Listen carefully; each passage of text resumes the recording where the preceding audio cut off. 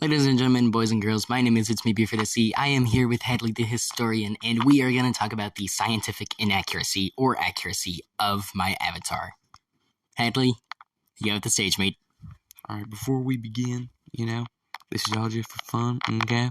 We can't be too aggressive. Twitter, don't yell at me. You love doing that. Can't be doing that. This is just for fun, It's a great design he has made, I will admit. Very cool, I wish I was Picasso. I'm not Picasso. So, we're going to discuss, I know a little bit about biology myself. So we're going to begin here with the wings. The wings are very reptilian. They're a little small, so please explain the wings.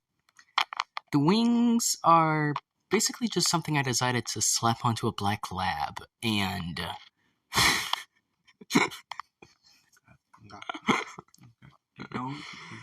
And basically, much like other flightless birds, like you yourself have made this point multiple times, can it fly? It would not be able to fly. The wings would have to be 3 times the size of its body to make it fly. And to that I say, this is a flightless dog, basically. Its wings are there just to make it seem bigger. Much like the emu or the ostrich. Okay. That's about it.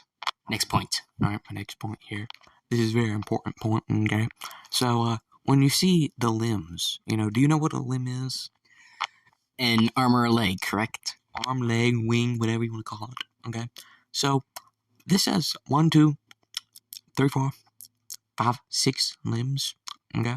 So, how many limbs does a mammal normally have? You can count your own limbs. A mammal normally walks on 2 to 4 limbs, so it's got about 4 limbs in total. Okay. 2 arms, 2 legs. Okay. So, 1, 2, 3, 4, 5, 6, not counting the tail. So, why in the world does a mammal, like a dog, have 6 limbs? I think that's a bit unrealistic, a bit scientifically inaccurate. That's more of an insect, like a beetle, butterfly, whatever you want to call it. Just saying.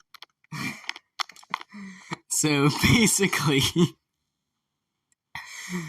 basically, it's got 2 limbs. Like I said, the original design was basically just like me slapping dragon wings onto a black lab, because I was just like, what if I slapped dragon wings onto a dog? How would that look? Like, what would it look like?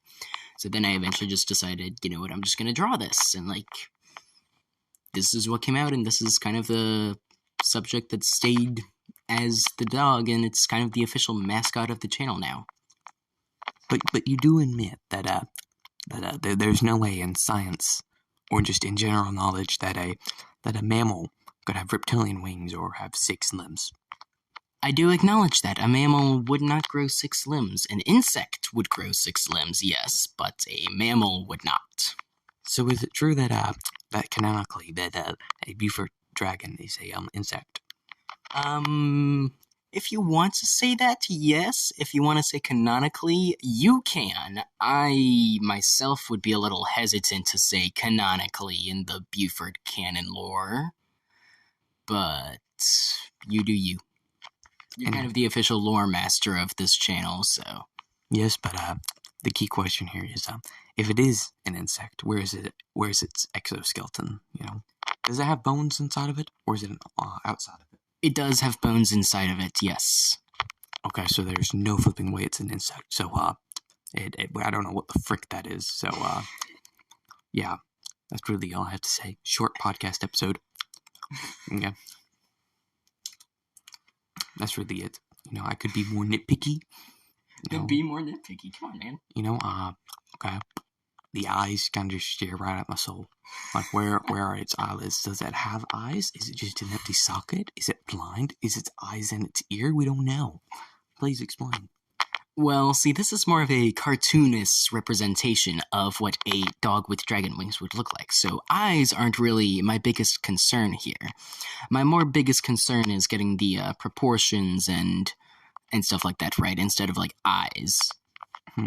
Speaking of proportions, well, actually, the tail seems to be a bit small for the dog, and there's no way that it could scientifically hold itself with that tail. So, well, see, that's just because I'm not that good of an artist, and this is many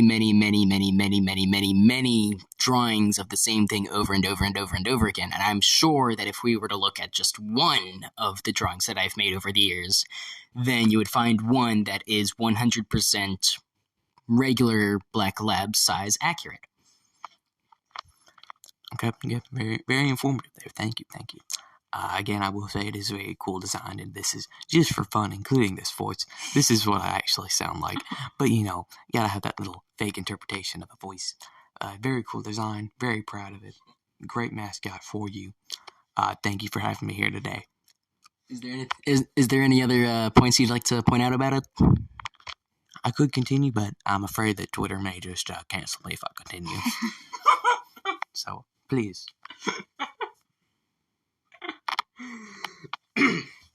So that's all your points for now? For now. I will be back.